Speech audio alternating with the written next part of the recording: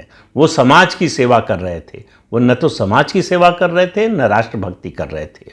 वो राष्ट्र विरोधी गतिविधियों में लिप्त थे, ऐसा आरोप है सरकारी एजेंसियों का, जो उनके पास प्रमाण है। अब चूंकि सुप्रीम कोर्ट में मामला गया है, तो पहले उनकी जमानत पर या उनकी जो गिरफ्तारी है उस पर फैसला होगा, और उसके बाद मामला ज़्यादा उम्मीद ये है कि हाई कोर्ट में जाएगा या ट्रायल कोर्ट, जहां भी सुप्रीम कोर्ट भेजे। अब ये सुप्रीम कोर्ट पर निर्भर है कि वो इस मामले में क्या रुख लेता है। लेकिन अगर नेशनल सिक्योरिटी के मामले में भी इस तरह की दखलंदाजी होगी, तो सवाल ये है कि देश की सुरक्षा के लिए काम कौन करना चाहेगा। और ये जो कॉफे पोसा बनाया था इंदिरा गांधी ने, इसके बारे में एक बात बताना ज़रूरी है कि किस तरह से इस तरह के कानून जो अपराध रोकने के लिए बनाए जाते हैं, उनका राजनीतिक दुरुपयोग होता है।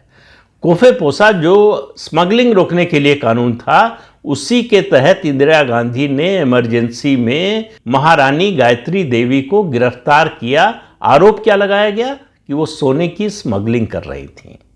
तो राजनीति में किस हद तक गिरा जा सकता है, इसका अंदाजा इस बात से लगाया जा सकता है। उनकी क्यों गिरफ्तारी हुई, किस तरह से उनको तिहाड़ जेल में रखा गया, किस तरह से जो हार्डेंड क्रिमिनल्स थे उनके साथ रखा गया, और क्या क्या हुआ, इसके बारे में कभी बनाऊंगा तो विस्तार से बताऊंगा कि महारानी गायत्री देवी के साथ क्या हुआ और इंदिरा गांधी उनसे क्यों चिढ़ती थी, इंदिरा गांधी उन्हें क्यों अपना दुश्मन, प्रतिद्वंदी और पता नहीं क्या क्या मानती थी। और उनको बहुत यातना दी गई इमरजेंसी के दौरान जेल में। जब उनकी हालत बहुत ख़राब होने लगी, तब उनको शिफ्ट किया गया बॉम्बे। लेकिन वो कहानी फिर किसी दिन।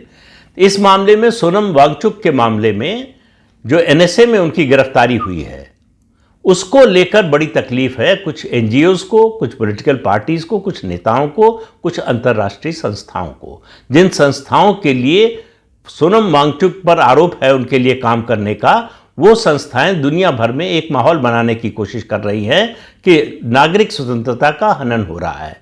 और यही बात घूम घूम कर राहुल गांधी दुनिया भर में बोल रहे हैं। अभी वो दक्षिण अमेरिकी देशों की यात्रा पे थे, 4 देशों की यात्रा में कोलंबिया गए थे, और अभी हाल ही में 1-2 दिन पहले पेरू से लौट कर आए। और वहाँ उनका विषय, जहाँ भी वो विदेश में जाते हैं, उनका विषय एक ही होता है, भारत में जनतंत्र खत्म हो गया है, भारत में जो संवैधानिक संस्थाएं हैं उनकी स्वायत्तता खत्म हो गई है, कुछ बचा नहीं है, और अगर बचाना है तो उसके लिए लोगों को सड़कों पर उतरना पड़ेगा। इस तरह के संकेत वो देते हैं और इस तरह की कोशिश करते हैं।